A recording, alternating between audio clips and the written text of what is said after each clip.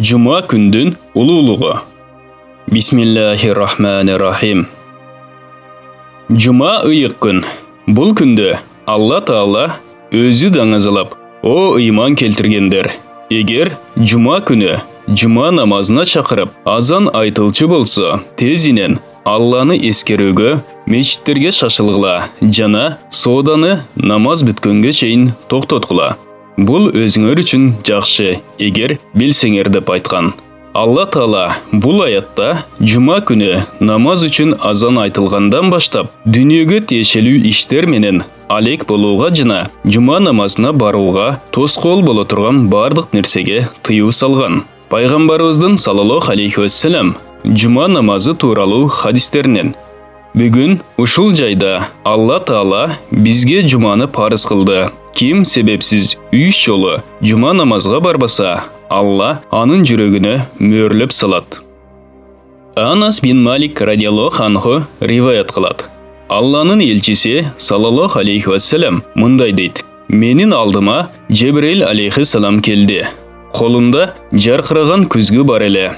Бул Cuma күнү. Жараткан эгең аны сага жана сенин үммөтүңө майрам болсун деп сага парыз кылды деди. Бизге анын кандай пайдасы бар дедим. Ал: Cumada биз үчүн абдан сооптуу 1 саат бар. Ким ошол саатта жакшы нерсени сураса, Алла аны сөзсүз берет. Же бир күнөөдөн сактануу үчүн Алладан суранса, Алла аны сактайт. Биз үчүн ал күндөрдүн эң улугу. Биз аны акыретте өтө чоң кубаныч тартуулаган күн деп атайбыз деп жооп берди.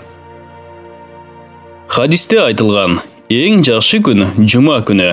Адам алейхиссалам ушул күнү жаратылган. Ушул күнү бейишке киргизилген. Ушул күнү жер жүзүнө түшүрүлгөн. Ушул күнү тообосу кабыл болгон. Ушул күнү дүйнөдөн кайткан жана ушул күнү кайрадан тирилет. Алланын алдында бул күн сообу көп күн деп аталат. Көктөгү периштелер да бул күндү ушундай аташат. Момундар Алланын нур жамалын да ушул күнү көрүшөт. Пайгамбарыбыз саллаллаху алейхи вассалам Cuma күнү Алла Таала 100 000 кишини тозоктон чыгарат деген.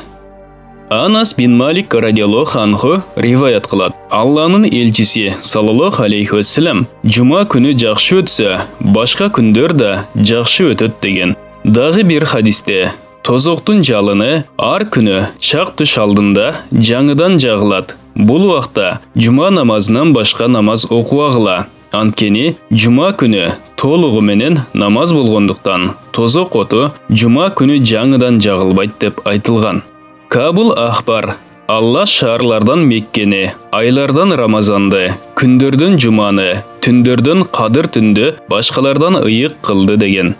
Айтууга караганда, Cuma күнү канаттуулар да, курт-кумурскалар да бири-бирине жолукканда салам, салам, кандай сонун күн дешет экен.